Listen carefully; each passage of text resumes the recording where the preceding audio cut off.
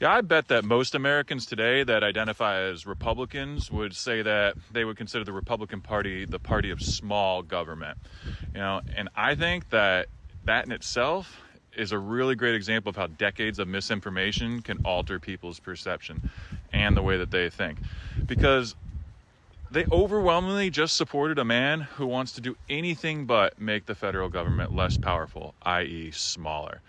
It's becoming apparent that what they really think, because he says he wants to get rid of the Department of Education and all these other agencies and all that shit, that's what means that he's going to make the government smaller, like literally smaller.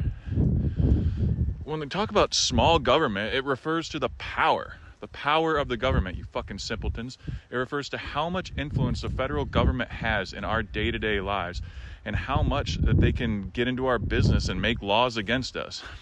Does monitoring women's cycles and tracking their travel over state lines sound like less control and power to you? Does using the federal government and spending $90 billion on a year on taxpayer money to go around and round up human beings sound like a less powerful or smaller government?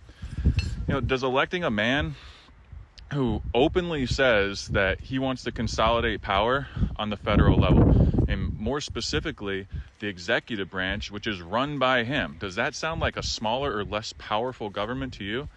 I swear, the amount of mental gymnastics that you all have to do to be able to think that an outspoken, wannabe dictator wants to have the government that he's going to control to be less powerful. Shit is mind-blowing. Y'all are something else, for real.